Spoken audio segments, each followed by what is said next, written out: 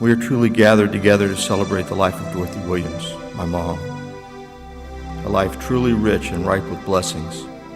A life that has taken many turns and contained many faces. What would she want me to say? I might discuss her tremendous music talent, her ear for arrangement, her incredible timing and interpretation, growing up in a house full of music and never remembering a radio or phonograph, how she may have applied herself to play professionally, maybe at a philharmonic, but she actually contented herself with playing at Sunday school for kids and church functions. I might also reveal her talent for writing and producing plays. In the early days, she would design the stages with amazing props, and of course, I always played the main part. Years later, I realized it wasn't the talent that she saw, but just the availability, as she would intensively coach and drill me. Or how she trotted me out in front of 1,500 at Dade County Auditorium in a hot pink sequins jacket, singing, "Thank Heaven for Little Girls." Perhaps she could have developed her talent into performing arts and big productions, yet she chose to exercise her gifts at vacation Bible schools and later at family gatherings.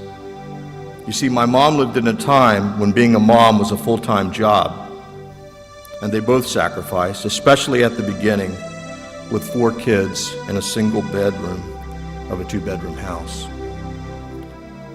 I might develop her incredible people skills and relay how she took over an extremely unruly 6th grade elementary class as a substitute teacher in a ghetto school where 3 teachers had resigned in the first 2 months of the year.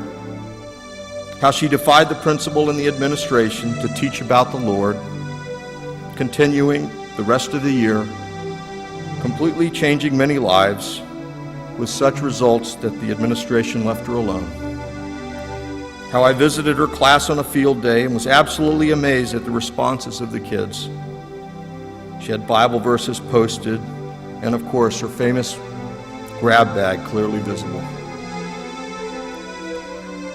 Or her sales skills, how she referred so many people for a food plan that she received an upright freezer, which the company was very reluctant to give her, never thinking anyone could pass the threshold. I might talk about her great evangelism gifts and how on Wednesday afternoon for many years she gathered all the neighborhood kids for Bible stories and child evangelism. How she led many of my friends to the Lord.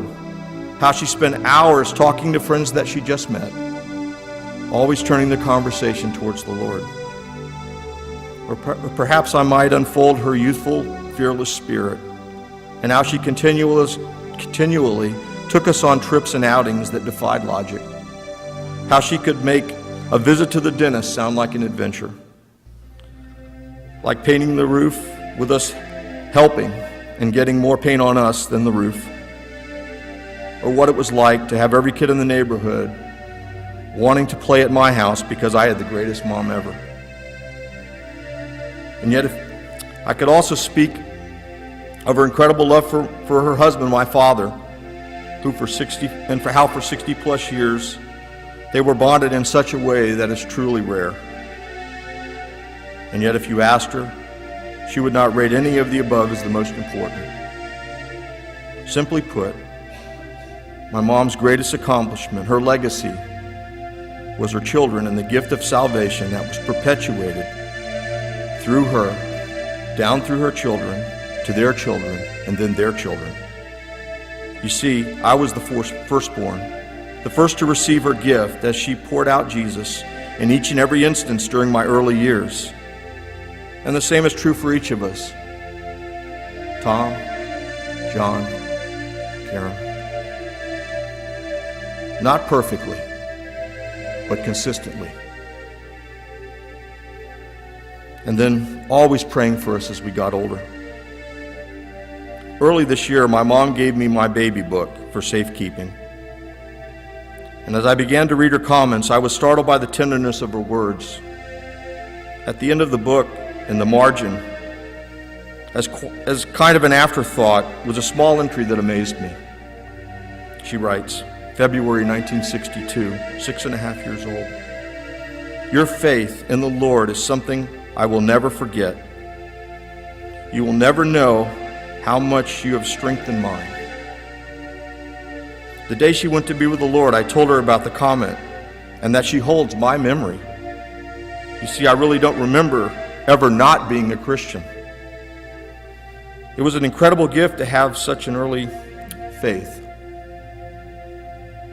I am blessed to be given such a heritage. It's a heritage we all share.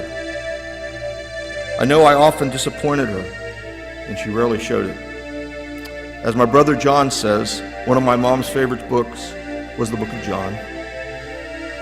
In chapter 18 in the Garden of Gethsemane, Jesus said to the Father, "Of those you have given me, I lost not one."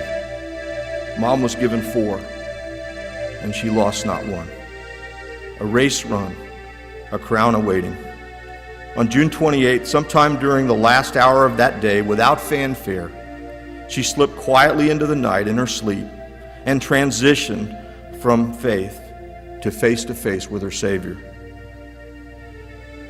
We are here now in what John MacArthur calls the kingdom of caterpillars, as we slowly transport the cocoon to its resting place, while a butterfly soars above.